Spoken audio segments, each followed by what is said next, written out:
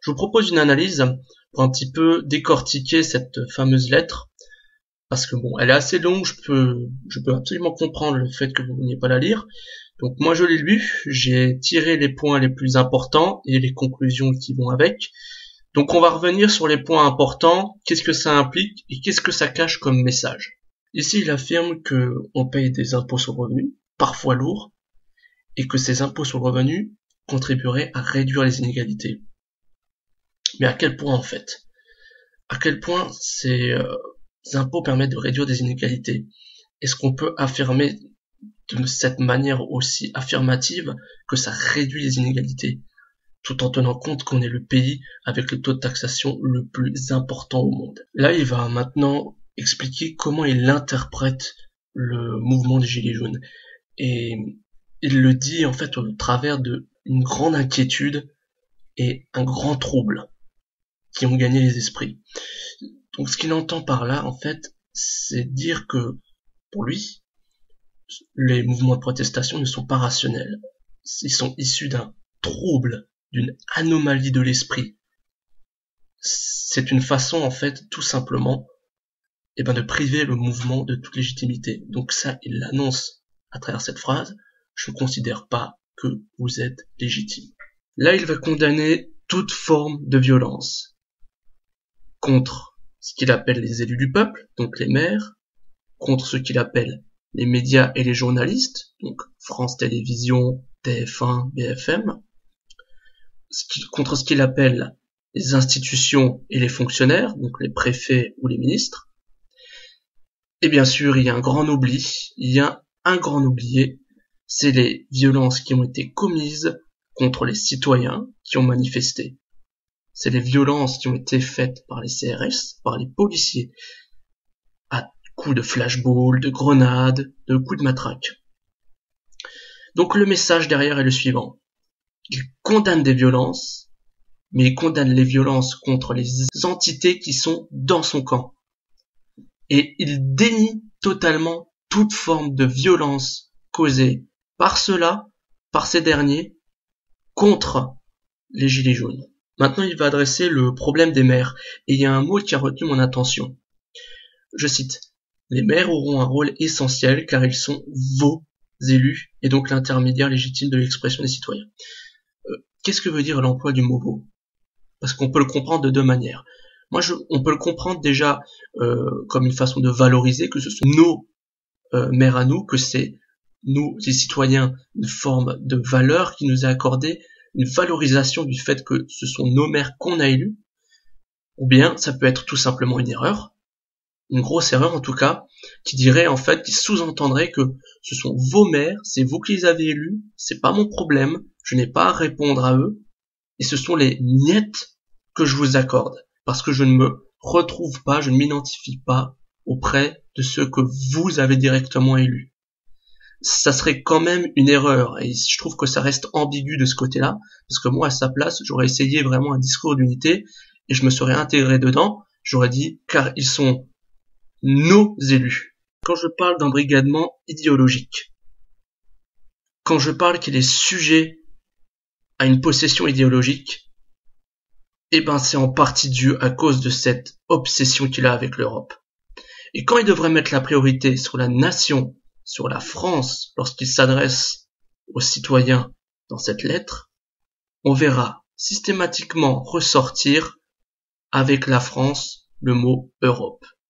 Européen, projet européen, Union européenne.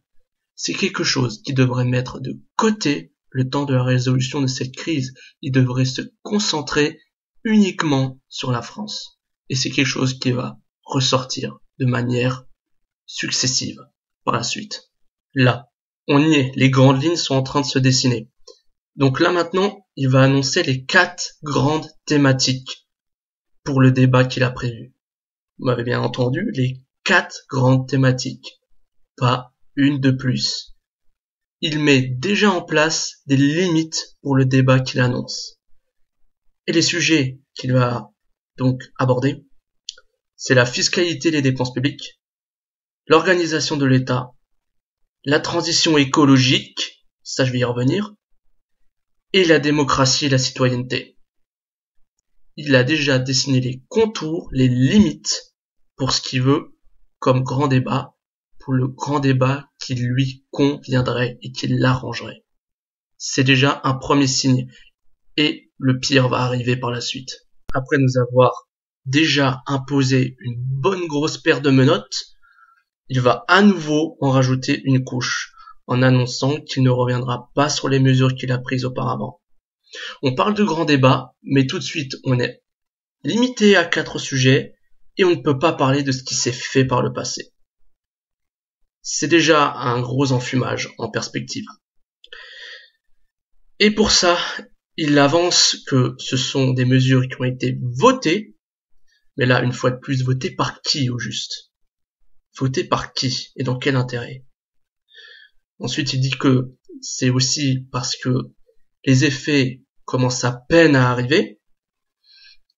Je n'ai aucune statistique, aucune donnée qui me permet d'être sûr de cette affirmation, d'être absolument sûr que ce soit le cas.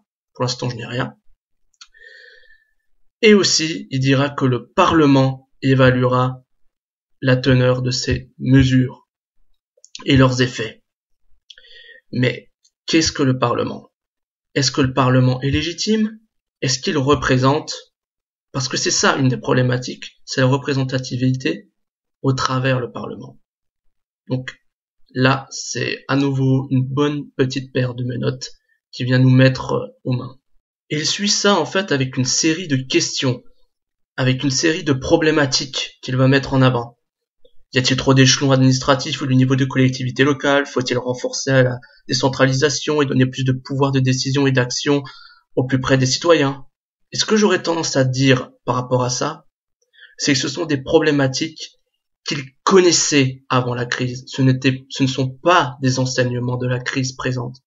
Ce sont des problématiques qu'il connaissait avant qu'il y ait des gilets jaunes et qu'il n'a pas traitées. Mais c'est une suggestion qui, à mon avis, va se transformer en une affirmation par la suite.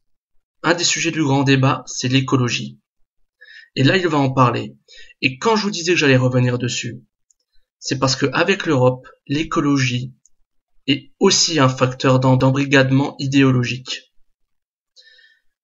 Il affirme que personne ne conteste l'impérieuse nécessité d'agir vite en parlant de l'écologie et du réchauffement climatique. L'impérieuse. Imaginez un petit peu qu'est-ce que ça signifie derrière l'emploi de ce mot. Impérieuse et agir vite. Personne ne conteste. C'est quelque chose que vous n'aurez pas le droit de remettre en question. C'est quelque chose qu'il assume que vous ne pouvez pas remettre en question. C'est quelque chose qui va venir vous imposer, peu importe le prix, et c'est cette obsession qu'il a avec l'écologie. Il va parler de qu'est-ce que c'est être citoyen, qu'est-ce que c'est la citoyenneté, et qu'est-ce que ça incombe comme devoir et comme droit. Et il va souligner que c'est l'élection des représentants qui est notre pouvoir principal. Il va l'affirmer que l'avenir du pays, on le décide par les élections et pas autrement. Ce n'est pas possible autrement, parce que c'est ce qu'il dit, le socle de notre République. Et là, un élément en plus à rajouter avec l'Europe et l'écologie, c'est son obsession avec la République. On y reviendra. Mais ça, c'est un socle, et c'est un socle sur lequel il s'appuie, et même tout un système politique s'appuie aujourd'hui. Donc, vous n'avez le droit que de voter pour vous exprimer. Et il va dire par la suite qu'il ne peut que être amélioré. Et ce qu'il avait fait aussi auparavant, c'était ces petites problématiques, ces petites questions un peu thématiques. La première qui lui vient, c'est faut-il reconnaître le vote blanc? Et ça, c'est ce qui vient justifier aussi ce que je vous disais tout à l'heure, c'est que c'est pas une problématique qui date d'il y a 5 ou 10 ans, mais bien plus tôt. On en parlait déjà il y a 20 ans, je pense, à mon avis, facilement. Est-ce qu'il faut reconnaître le vote blanc? Donc c'est impossible que ce genre de choses lui a été révélé pendant cette crise. C'est quelque chose que tout le monde mettait en avant, bien avant cette crise, bien avant qu'il y ait des gilets jaunes. Et il va mettre, dès le départ en entrée de jeu, faut-il reconnaître le vote blanc? ces tactiques, c'est pour qu'on soit omnibulé sur le vote blanc, comme quoi ça devient notre objectif principal, alors qu'en vérité on pourrait aller plus loin. Ensuite, un peu plus tard, il va affirmer le rôle de l'Assemblée, du Sénat et du Conseil économique, social et environnemental. C'est que ces institutions doivent jouer un rôle et que donc ces institutions-là ne peuvent pas être remis en cause. Vous n'avez pas le droit de dire à quoi elles servent, est-ce qu'on ne devrait pas les supprimer. Et elles sont censées représenter nos territoires, comme il le dit. Donc c'est là aussi la parole de ces institutions qui représentent la nôtre officiellement. C'est légitimiser la parole de ces institutions et c'est réaffirmer qu'on veut les garder, les conserver. Voilà un gros morceau qui va arriver maintenant. Il va parler de ce qu'on appelle le vivre ensemble.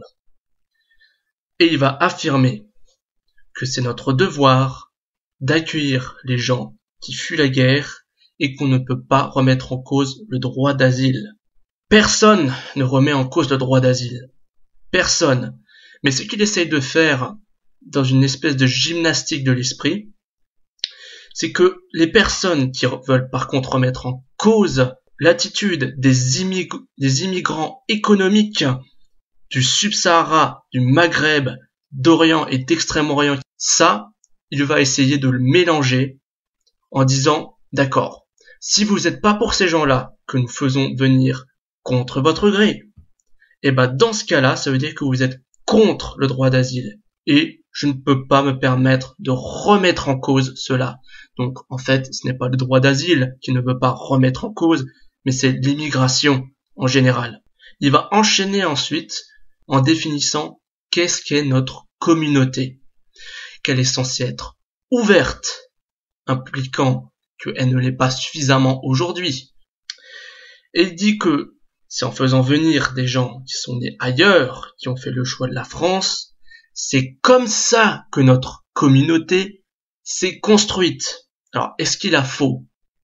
Non, il n'a pas faux. Mais comme je le disais, ça revient à une gymnastique d'esprit. Parce que oui, il a raison dans la mesure où fin 19e, il y a eu une première vague d'immigration. Ensuite, début et milieu 20e, il y en a eu deux autres. Et systématiquement, on voit les communautés italiennes, portugaises, espagnoles, polonaises qui sont venues en France s'installer, qui se sont intégrées en parlant la langue, en arborant des noms français, en se mariant avec des Français ou des Françaises, en faisant en sorte que les enfants sur plusieurs générations s'intègrent et se sentent comme Français. Mais là, ce qu'on va mettre en évidence, c'est que en mélangeant tout le monde, en mettant tout le monde dans le même pot, tout le monde s'est intégré de manière efficace. Oui, des immigrants ont participé à la construction. Non, ils n'ont pas tous participé à la construction de manière égale. Il va ensuite dire que cette tradition est bousculée par des tensions et des doutes. Le fait que vous vouliez critiquer l'immigration de certaines populations, qu'elle n'est pas efficace parce que ces populations ne veulent pas s'intégrer, n'arborent pas les symboles culturels par exemple, que vous soyez pour ou contre n'est même pas la question. Ici, c'est qu'il est complètement en train de marginaliser les personnes qui auraient ce genre de réflexion en disant qu'ils sont motivés par des tensions et des doutes. On ne peut pas les critiquer, ils sont tous le bienvenu sans exception possible. Et il va réaffirmer ça. Juste après, en disant qu'est-ce que vous proposez pour améliorer l'intégration. Mais pour améliorer l'intégration, il faut que l'intégration soit réussite de base, parce qu'on ne peut que améliorer quelque chose qui marche. Si quelque chose ne marche pas, on ne peut pas l'améliorer, on peut que le réparer. Et là, c'est la phrase, c'est ce que j'appellerais entre guillemets le money time. Je cite. En matière d'immigration, une fois nos obligations d'asile remplies, souhaiteriez-vous que nous puissions nous fixer des objectifs annuels définis par le Parlement? Une fois nos obligations d'asile remplies, et là, je vais directement vous diriger vers le pacte de Marrakech qui a été récemment signé et qui va donc obliger la France à un certain résultat en matière d'immigration ouverte. nos obligations d'asile remplies. Ça fait directement référence à ça, ça met directement un colibé sur toute forme de décision à l'encontre de l'immigration, et c'est l'objectif recherché. Et c'est pas pour rien que je l'ai doublement souligné en rouge, c'est la phrase clé ici. C'est ce qui voulait vraiment ressortir à travers tous ces paragraphes. L'Europe, la République, l'écologie, et maintenant on va arriver au quatrième, c'est la laïcité. Je cite. La laïcité est la valeur primordiale pour que puissent vivre ensemble en bonne intelligence et harmonie des convictions différentes religieuses ou philosophiques. La laïcité est la valeur primordiale. Il y a à nouveau une obligation de conserver le concept de laïcité et de ne pas remettre le concept en question. On ne bouge pas, la laïcité est primordiale et là pour rester. Et il va le réaffirmer plus tard, comment renforcer les principes de la laïcité française. Il considère que la laïcité est en fait la valeur absolument essentielle pour qu'on puisse tous vivre ensemble. Et il propose de renforcer les principes. Et là, on est à nouveau sur, une fois de plus, un nouvel élément de possession idéologique. Parce que là, je vais être plus personnel. Selon moi, la laïcité, c'est ce qui a détruit la cohésion sociale après-guerre jusqu'à aujourd'hui, mais alors totalement dans le pays.